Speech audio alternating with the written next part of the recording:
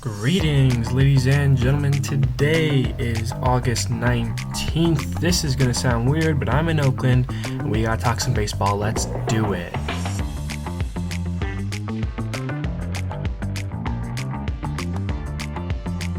Hello, everybody. My name is Steven. This is the middle of the order.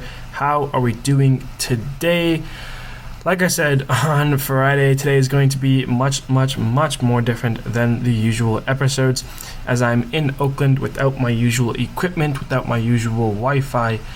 So things have been slower on my end, getting things ready to go for the episode already. So hopefully everything goes smoothly with the recording and the uploading and everything, and you guys can get this episode out today. But of course, if you're listening to this on Monday, and you know we did. I'm going to make this very shorter episode today. We're chopping a lot off of the usual Monday episodes. Anything that is like mostly important and things that need to be talked about, I will mention in the Friday episode once I'm back home. But for now, we're just going to start and dive on into our series recap. Alrighty, now leading us off, we've got the D-backs and the Rays. The Rays and the D-backs played some very close games. The first one, Brandon Lau walks it off on a single with some help from an error by Jake McCarthy. A 5-4 Rays win, 6-1 Rays win, and then an 8-7 Rays win in the 12th inning. Dylan Carlson walks it off with a single, so the Rays walk off twice over the D-backs, sweep the D-backs, who have been fighting with the Padres and Dodgers. That's going to help them two teams out a lot. Rays, the big sweep. Red Sox and Oilers, they would play 4 and they would split it. 5-1 the first game for Baltimore. Then the Red Sox come back with 2, 12-10. That was a fun one. And then 5-1 Red Sox there. And in the last game, Oilers win it 4-2. They break the tie. They tie the 4-game set to apiece. Yankees and Tigers. Yankees get the 3-0 win in the first game. Tigers 4-0 in the second game, and then a 3-2 win in the 10th. Parker Meadows walks it off in the Little League Classic game. That was a great game to watch. Tigers take 2 of 3 from the Yankees. Twins and Rangers would now play, and they would play 4, and it would go 3-2 Twins, 4-3 Twins, 5-2 Twins, as Minnesota is winning a lot of close games, but the Rangers do avoid the sweep. They win the last game. Josh Young, the walk-off single plus an error in the 10th, wins it for Texas, but Minnesota, a big series for them. They take 3 of 4. White Sox and Astros now. The White Sox would break the Astros 8-game losing streak. They would win that one 5-4, but then the second game, the Astros win it 6-1, putting an end to the White Sox chance at a postseason, and would finish them off on Sunday as well. A 2-0 Astros win. They take 2 of 3 from the White Sox. Giants and A's, the last time the Bay Bridge series will ever happen. Oakland wins 2-0 your final, and then yesterday's game, the one I was at, 4-2 Giants win. They win it in 10th. Back-to-back home runs led off the 10th, 3 runs scored for the Giants. It got very close. It was a great game to watch. We'll talk about that a little bit more after. Braves and Angels. The Angels took the opener 3-2 of that series, but then the Braves came back strong. 11-3 Braves and 3-1 Braves. They take 2 of 3 from the Angels. Nationals and Phillies played 4. The Phillies broke open this series 13-3 in the first game. Weston Wilson hits a cycle. Then the second game, it's 3-2 Phillies. Trey Turner with the walk-off single. Then 5-1 Phillies. They have taken the first 3 games looking for the 4-game sweep, but could not find it. Nationals avoided 6-4, but the Phillies take 3 of 4. Marlins and Mets. The Mets took the first 2 games 7-3 and 4-0, but the Marlins did take the last game to avoid the sweep. 3-2 Finns there. Mets, though, taking 2 of 3 from Marlins.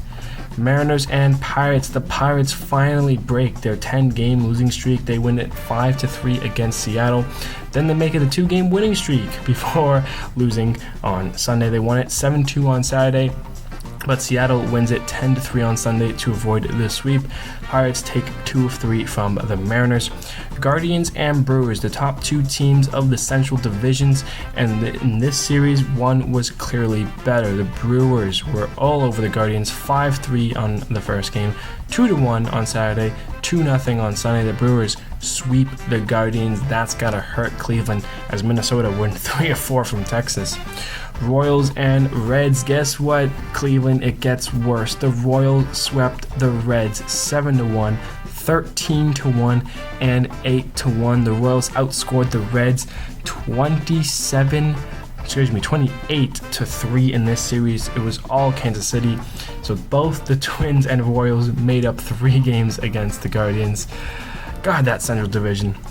Blue Jays and Cubs. Cubs win it 6-5 on a Seiya Suzuka walk-off single. Then 3-2 Cubs on Saturday before the Blue Jays got the 1-0 win on Sunday to avoid the sweep. 2 out of 3 for the Cubs in that series. Dodgers and Cardinals, they do a little swap in here. 7-6 Dodgers on Friday, 5-2 Cardinals on Sunday, and then 2-1 Dodgers. They take 2 of 3 from the Cardinals. And lastly, the Padres and Rockies, and it's the same kind of series look as the Dodgers and Cardinals, just different teams. Rockies win the Friday 7-3. Padres bounce back 8-3 on Saturday, but the Rockies take it 3-2. They beat the Padres in the series, taking 2 of 3. Good weekend for the Dodgers, with both the Padres and D-backs losing their series, and that's your series recap. All right, now jumping straight to the baseball news. The Babe Ruth series, I want to talk about it. I was in Oakland, still am, of course. Yesterday's game was great. Let me tell you, when you see how bad Oakland Stadium is and the fans, it was truly a remarkable scene in Oakland yesterday. For the last time the Giants and the Oakland Athletics would play in a series, the final chapter of the Babe Ruth series, and there was over 30,000 fans, one of the highest Oakland games in probably a long time. And it was truly special to be a part of, seeing how the Giants fans and the A's fans all were conversing and talking, and the love is there, but it was also that end of a rivalry, end of a bittersweet 2-team battle there. Blake Snell and J. Peter Sears absolutely shoved on the mound, and then we got extra innings. Giants hit a couple of home runs in the game. The game was great. Oakland almost came back in the end, bases loaded, just couldn't find a way to get those runs across. And really the stadium was really beautiful. The hospitality was great. The people there were fantastic. Great game altogether. If you get a chance to see an Oakland A's game before the season's done, maybe take upon it, because the stadium was great. People were lovely. Everything about it was a good experience. Obviously, there's some nitpicky things that you can say, and I mean, when you compare it to other stadiums, I'm sure I understand why it can receive some of the distaste and the hate that it does get. I've only seen 3 stadiums now in my life, and I can say out of the 3 of them, I would put Oakland in the bottom. But it was still just a great game, a great day for baseball, and I'm excited for today for Tampa Bay. We're going to that one as well. So, Babe Ruth series, really well done, really good stuff all together, all around, and that's it definitely, you can see it in the fans' faces in yesterday's game that how much it did mean to some of them, and obviously with Oakland moving away, it is a tough time for some of those fans there, but overall experience was good, and enjoyed the game very much so. Moving on now, the Chicago White Sox have officially been eliminated from the 2024 postseason race already, and it was, August 17th. It wasn't even close for the White Sox, who, their record, 30-95 right now. They're 3-7 in the last 10. 42.5 games behind the Guardians for the Central, and 39.5 games back for the wild card. Just for reference, the next worst team in the AL is the Oakland Athletics, and they're 16 games back of the wild card. So the White Sox have nearly doubled their games behind than the 14th team, let alone jumping all the way to 6th. It has been a horrid season for the White Sox, who at this point, Yeah, they've won 30 games now. Great. Hey, they're 5 away from losing 100 before even getting 31. This White Sox team is bad. There's no ifs, ands, or buts about it. The question is it going to be history-making bad, or are they going to do just enough to avoid making some pretty negative history? Their run differential is negative 258. The next closest that I'm seeing here is the Rockies at negative 197, so a pretty full-in gap as well. I mean, we'll be talking about the White Sox in, a week here, about how they're about to lose 100 games, or if they lose every day this week. I don't know if they're playing every day this week, but they might be 30 and 100 come Friday, come Monday even, who knows. But the White Sox season has been horrid, and right now, out of all the teams in there, there's only one team that can't make it, and it is your Chicago White Sox. They are done. All right, now last thing I wanted to talk about was Players Weekend. It has come and gone, and I want to share a couple of my thoughts about the weekend. First and foremost, I think the way it was marketed, the way it was shown off, whether it was on social media or during the broadcast, was done well. I think, having it be split up into a fun day, a charity day, an appreciation day, you really got to have 3 different days of different, player stories, seeing all the stuff that they put on social media about, Victor Robles and his pet monkey, Logan O'Hoppe going to get, sick kids and have them draw on his chest plate. All that kind of stuff was really, really well done by the MLB, by the players, and everything about it was 10 out of 10, enjoyment that way. All the bats were really cool and customized, all the pencil ones, the crayons, special teams. Of course, Freddie Freeman had one for his sick kid, his child. But yeah, all the bats, cleats, everything they did was really well done. For me, the thing that I'm most unhappy about was the jerseys and the fact that they didn't have the nicknames on the back. For me, going back to 2017, 2018, 2019, a big reason that made Players Weekend special was because of the nicknames, because of the cool custom jerseys. And I feel like MLB should go back to that for next year. I think it's something that not only the fans enjoyed, but also the players. Some of the more iconic, Francisco Lindor with the Mr. Smile, Brad Boxberger, who just did 2 emojis on his jersey one year. Those kinds of nicknames are special. Those kinds of jerseys are what you remembered about Players Weekend. And I think when we look back at this Players Weekend, we're not going to remember too much. We're going to remember a specific couple of bats maybe. For me, I'm going to remember the O'Hoppe chest plate. That's one of my favorite things about the weekend that I saw, that a player was wearing and representing. But outside of that, I remembered Players Weekend because of the nicknames, because of the jerseys back in those years. And this year we didn't have that, and I think it's going to leave a less impactful part of baseball and with the fans to remember this year. So I think if they do bring it back next year, they should bring back the nicknames, at least the nicknames, if they're not going to do the custom jerseys. But I think they should do both. It just makes it better and more enjoyable to watch. It makes it seem like a special weekend. I was at the Oakland game yesterday, and I knew it was Players Weekend, and I saw a couple of nice bats. Lawrence Butler came to pinch hit. He had a really cool bat. And, I could tell you, obviously I know it's Players Weekend, but for the casual fan who doesn't, it looks like just any other normal game. Having the special jerseys with the nicknames makes it feel better, and I think that's something that MLB should look into bringing back if they run back Players Weekend next year. Alrighty, now with the baseball news out of the way, we're just going to take a look at the standings check for the week here.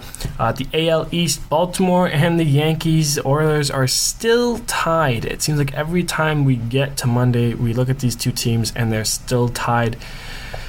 Baltimore at 73-52, Yankees 73-52. Which one of these teams will get the advantage? The Red Sox 65-58, still kind of in it, but not really in it, but they're there.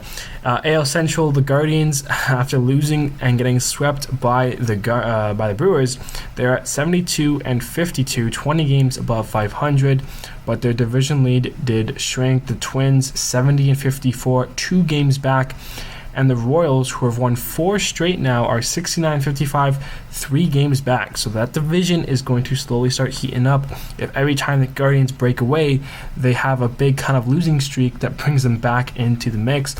I think for me, the big thing is win your next game. You got to get back in the winning streak ASAP. Hold off Twins and Royals as best as you can. Astros, despite losing one to the White Sox, still are 67-56. They're 9-1 in their last 10. They have been on a heater right now. And of course, Seattle dropped 2 to the Pirates.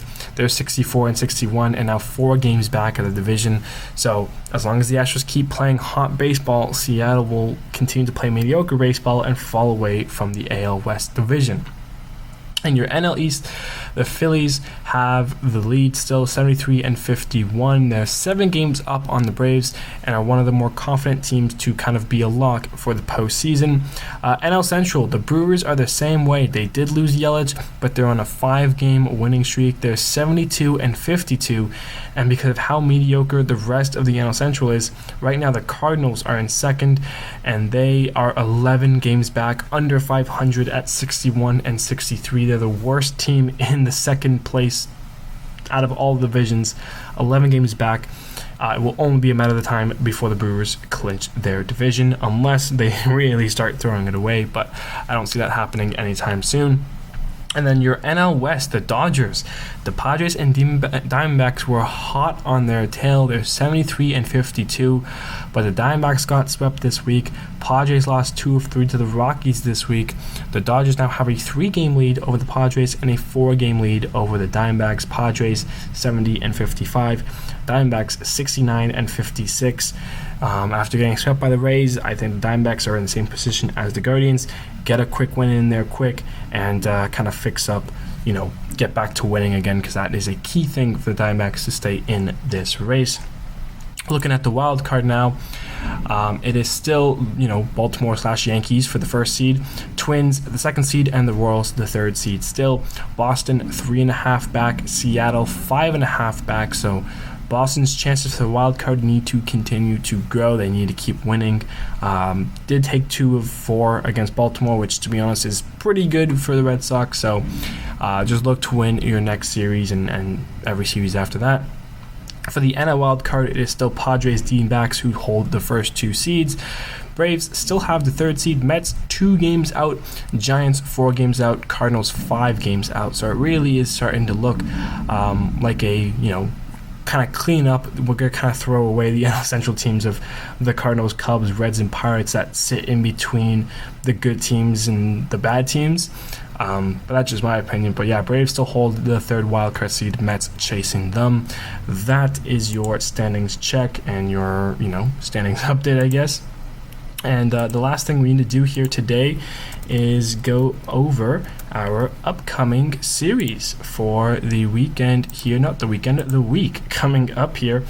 We're starting things off with the Toronto Blue Jays hosting the Cincinnati Reds. Be Reds at Blue Jays. Guardians at Yankees. That's going to be a tough one for the Guardians. They got to get back on the win column. Angels at Royals. Good one for the Royals to keep up their winning streak. Pirates at Rangers, Red Sox at Astros. That's going to be a tough one for sure for the Red Sox. Rays at A's, Oilers at Mets, D-backs at Marlins, so a good chance for the D-backs to write their series against the Rays. Rockies at Nationals, Phillies at Braves. That is an exciting one if the Braves can win that series. If they can sweep that series, makes the NL East a lot more fun. Tigers at Cubs, Brewers at Cardinals. Cardinals, if you want any chance at the division, you've got to sweep the Brewers this week.